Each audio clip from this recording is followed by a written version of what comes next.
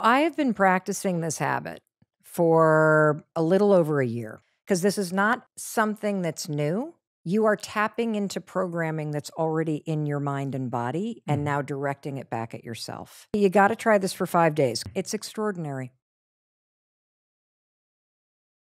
What's interesting, because we all talk about the importance of setting our day up because it's how it ends up. We talk about gratitude and meditation, and we know the extraordinary benefits of it. But I don't think anybody has truly amplified the fact that there is this dirty habit that we all have every single morning that is a part of your morning routine, unless you have weeded this out. And it is a habit of either ignoring yourself or beating the heck out of yourself every single morning in the mirror. I mean, 91% of women don't like how they look. 50% of us can't even look at ourselves in the mirror. So you're basically just going to look at yourself in the mirror and you're going to ask yourself, what does that human being need from me today? How can I show up for him or her or they? How do I do that today?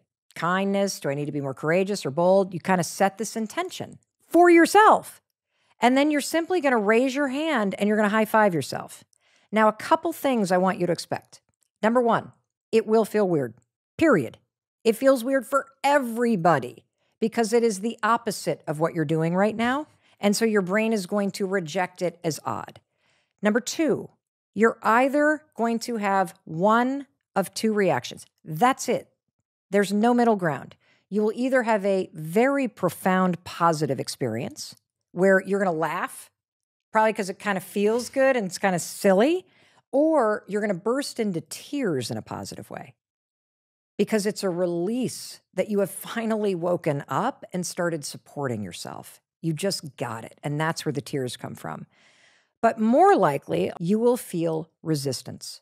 Every single morning, we bring with us our entire past. Whatever's been done to you, whether it's trauma or discrimination or abuse or neglect or abandonment, it is standing between you and the mirror. It's the dust. And you see that dust and you say, that means that I am not worthy. I am not lovable. So you see a human being that's distorted and you say to yourself, because of what's happened, I don't deserve a high five. And so I'm here to say you got to try this for 5 days because it's going to feel weird. You're going to resist it. And what's going to happen is you'll notice as you raise your hand, and this is where the science gets amazing. As you raise your hand, you will go from thinking this is weird or thinking this is stupid to silence. And this is explained by science. There is a field of study called neurobics.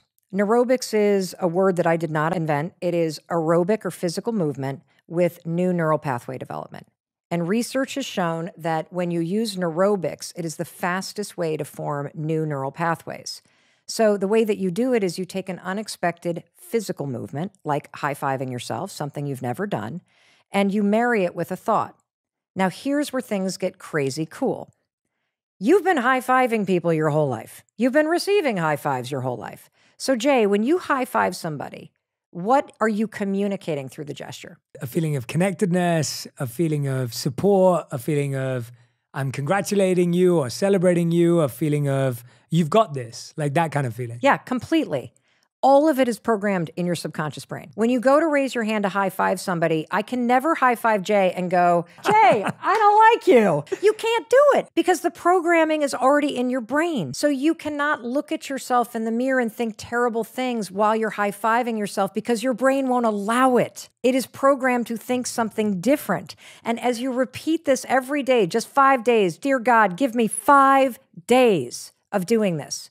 You will override the critic and you will reprogram your mind to associate belief, love, encouragement, support, resilience with your own reflection. This is why I don't even see myself in terms of a body anymore. I see a human being that I love, that I support, just like I would a friend or a child that I love unconditionally. It's mind-blowing, but that's not all. So I talked to our pal, Dr. Daniel Amen. And this isn't even in the book. When you high-five somebody else, your brain drips dopamine. The reason why when you do this, even on a low morning, you get a boost in your mood and a little bit of clarity is you get a drip of dopamine by high-fiving yourself. Again, because the programming is already in your brain. You're just now turning it from everybody else and giving it to yourself. And there's a second thing that's super cool. You know, when you leave the bathroom, you feel kind of peppy, right? Let me tell you what that is. Your nervous system is encoded with celebratory energy. When you wave hello, you're raising your arms. When you cross a finish line, you raise your arms. When you hug somebody, you raise your arms. When you high five somebody, you raise your arms.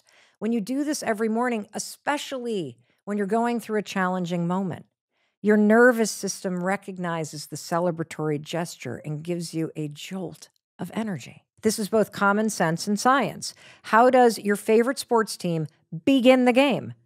By high-fiving each other to send yourself out into the game.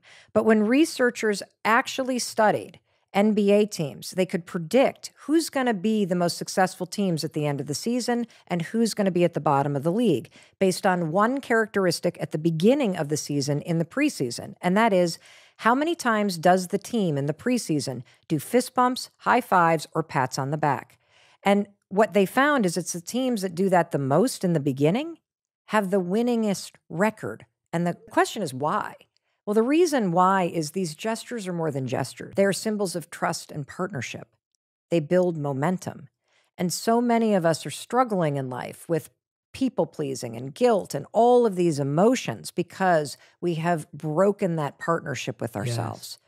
And this is a way every morning after brushing your teeth, we're going to stack this habit. Put the toothbrush down, pick up your hand, look yourself in the mirror and say, how am I going to show up for that human being today? And seal it with a high five. That's it. Your mood in the morning impacts your confidence and your productivity all day. We know that research from Harvard tells us that when you get intentional about how you're going to show up, it not only boosts your productivity and your confidence and your focus, it also changes your ability to make an impact with people.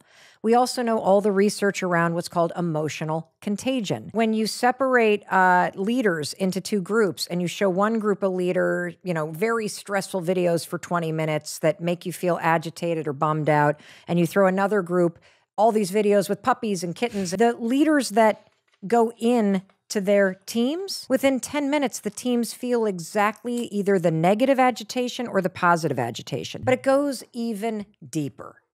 So the high five habit in the mirror, it's just the Trojan horse. There are dozens of tools in this. The reticular activity system, which is the filter in your brain that in real time is changing.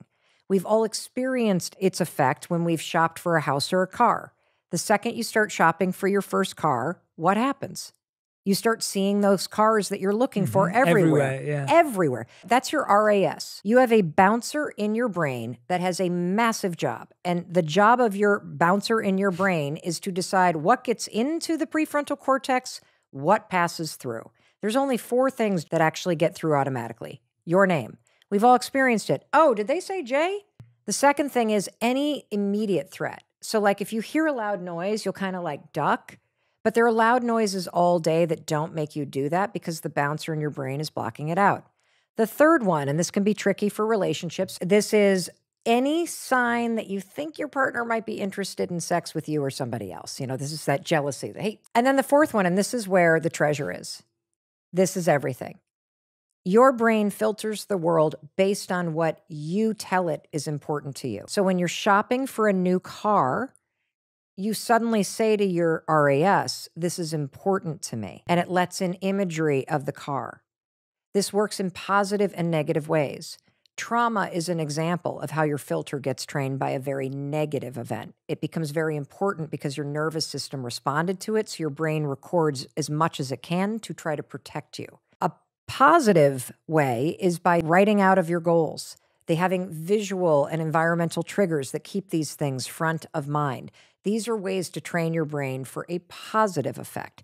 So one of the things that happens when you start to high five yourself and why it goes so much deeper even than the boost and the partnership is that what happens is you're now tapping into an entire field of research called behavioral activation therapy. If you don't know it, there's a very simple way to talk about it. It's called act like the person you want to become. And the reason why this is so important is we know thinking alone won't get you to change. You actually have to take the actions that change everything.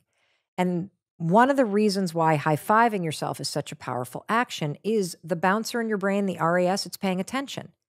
When it suddenly sees you stop the beatdown and it sees you act differently,